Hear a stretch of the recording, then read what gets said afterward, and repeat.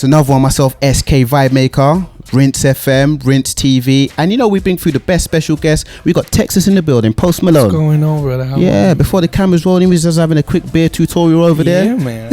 Somebody told me on my hot wings challenge I don't know how to pour beer, and they were right. So that's very important for you. I know you drink a lot of beer. I heard you wake up in the morning, drink beer before bedtime. I'm a can guy though. I don't like cups. I feel like it just gets on my mustache. Oh, mate. Yeah, it's a problem. So how's it feel to be back in the UK? Debut album out now? It feels great, man. I'm ready to get weird tonight.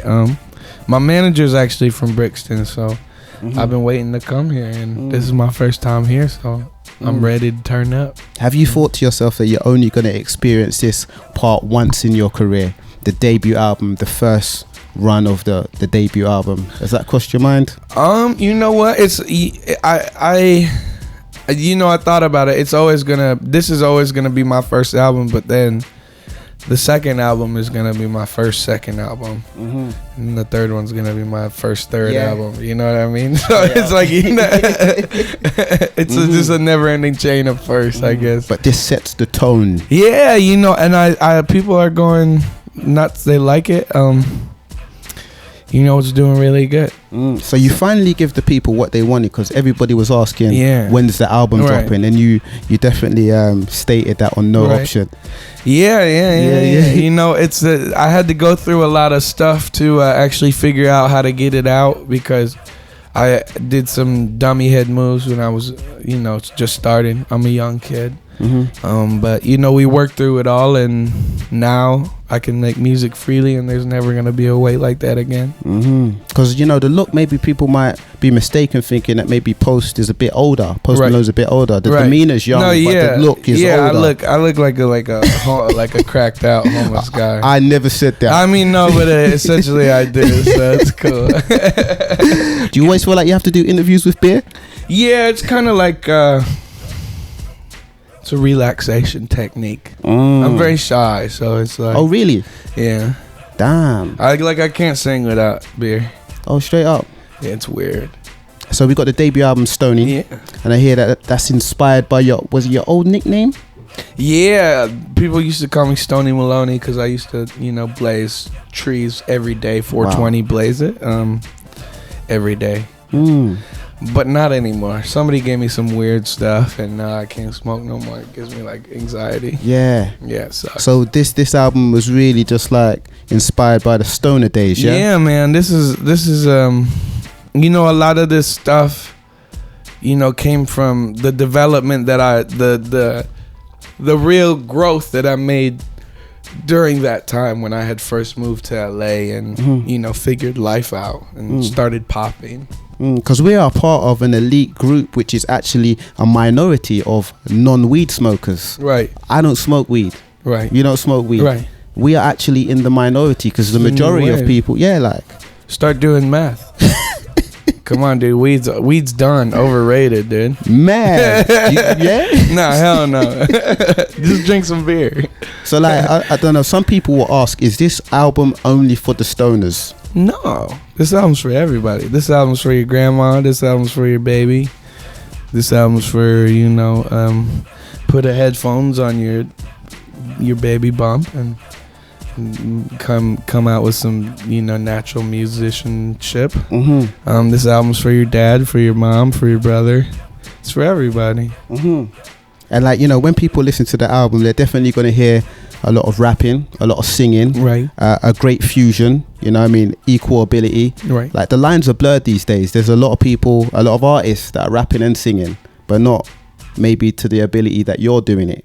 How far back does the singing go? When did you first get the passion for that? I mean, I've always been singing. I've never been a good singer. But I love to sing. I sang in a bunch of bands and a bunch of little restaurants and stuff, doing my own little jam sesh. I had a hardcore band. And at the same time I was rapping. And I was making my own beats and just getting weird and figuring things out. So I've been singing for a long time. So when did you get to the point where you was confident enough to be able to sing in front of everyone and record? No? Never. I'm still not confident. Like I said, I gotta get plastered. Oh, mate, this is true stories. No, yeah, it's crazy stuff. It's like it's scary. It never goes away, you know. Mm-hmm. I've never been a confident singer. So have you ever had any singing classes or anything like that? Has anyone ever tried to nudge you? Yeah, they tried to make me do it, but I said no. I'm gonna sing how I sing. I don't like the way she sings. No, but you pull it off though. There's a styly to it. You know, I think that's why you don't want to go to.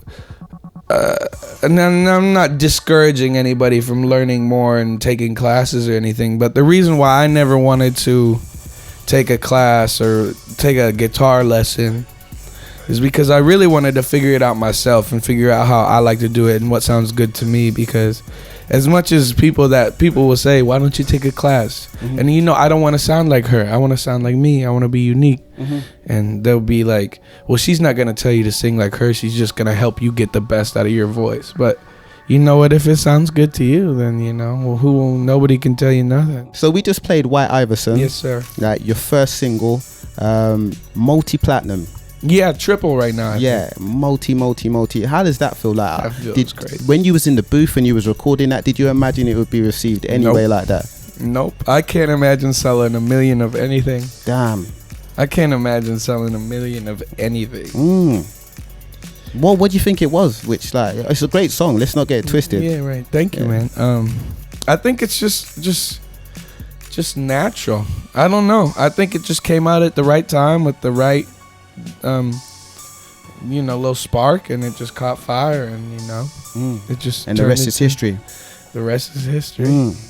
Now, I have to admire anyone who follows you on social media will recognize that you are quite you're just a nice going chap, because you get some abuse on there, and you actually like and retweet the abuse on your Twitter timeline. It's good stuff. Like, what made you, like, it's quite strange. I think it's funny. I think it's funny because a lot of these people are really creative. Yeah, you know what I mean. Everybody's a critic. Everybody's so smart. Everybody knows everything, I always say. And you know, it's good to have a little fun with them, because really, whenever they see you, that you acknowledge what they say, they go back on what they say so quickly. You know? Do you ever get into a back and forth? Yeah. That's after a couple of them brews, man. Yeah, I'll just be sitting there. I was just sitting there at the studio and just going back and forth. And then, do you read the YouTube comments? No, I don't read YouTube comments. I just do Twitter and Instagram, because the YouTube is really mean. You know, there's no name connected to it. They get a bit crazy. Yeah, they get a bit crazy. So, like, the tweet that I saw that you retweeted was Post Malone's album is hot, steaming pile of garbage, deletes from phone, and you retweeted that. Yeah, that's good stuff. Oh man, I gotta rate you so much for that, man. You know what I'm saying? Kudos. I don't remember what he said. I think he was wearing a Saints jersey. And then I said, so is your Saints jersey. Oh, you actually clicked the profile? Yeah, come on. I got to find something to roast on him about, man. Oh, mate. So I actually heard somewhere that you're originally from New York. Is that true? Yes, sir. So how, you know, from New York to Texas, now in LA? So I was born in Syracuse, New York, like upstate New York. My dad's best friend moved to Dallas to get a job with the Dallas Cowboys. Okay. And whenever he got out there, he said, yo, they're looking for more people. Come out here. So my dad started, you know, as a concessions guy and worked his way up. And now he's like head of the concessions dude. And, you know, I moved out there when I was 8, and we're having a great season.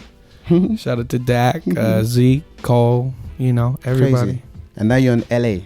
Yeah, here I am. It's like the place where everyone goes to follow the yellow brick road. And I feel like it's just easy. Everywhere you go, someone knows somebody. You know what I mean? You're in your creative space out there.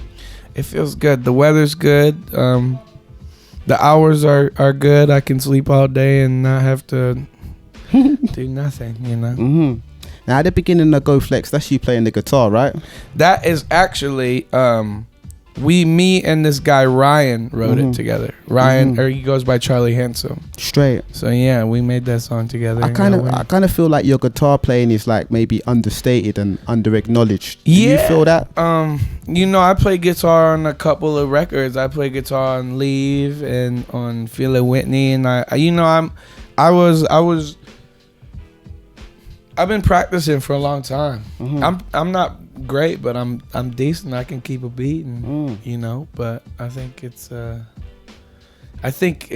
something that not a lot of people can do. Yeah, because this isn't just like a rapper or a singer here. Right. This is a musician. You know who's super underrated at guitar? That is a god at guitar, and actually everything. Ty Dolla $ign is a Oh, for dope real? musician. Like He can shred on piano. He goes crazy on guitar. It's wild. you lot have had a few sessions. Yeah, I love that guy. Sweetest guy. So for you, like when you get in the studio and it's about a track making process, like where does it start, man? Like writing raps, writing melodies, getting on the guitar, the instruments. Where does it start, man? Yeah, man. I have a couple buds and get into the booth and do the melodies, and then go back and write lyrics over it. Freestyle in the booth. Yeah, but not really vocally, just like mumbles up and down, figuring out like where I want the melodic side of the song to go first. Shouts to Daneo, because I know he does that as well. Daneo. I love that guy. Hey, you know Daneo? Yeah, I love him. Oh man, that's what I'm We're good talking about. friends. He knows the UK, man. Now I wanted to ask you, how far back does your homage go? Are you a student of the game? Do you go back and listen to old school music?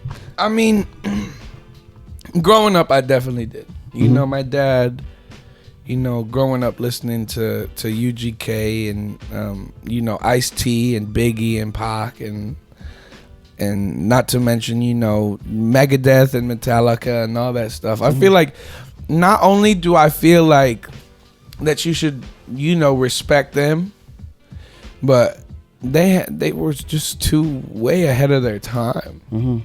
Like they were just genuinely dope. But you know what? If you don't like them, hey, you know, it's not, you know, we have opinions. You know? Now you collaborated with Justin Bieber on sir. Deja Vu. Talk to us sir. about this song, man. I mean, it was crazy meeting up with him and linking up with him. It's intimidating, you know. But he came into the room. I offered him a beer. We had some beers, and then we just clicked, and then we made music and went on tour, and now we're friends. Simple. It's simple. Yes, it's been a massive catch up, Hey, man. thank you for having me, brother. Of course, Hell man. Yeah, brother.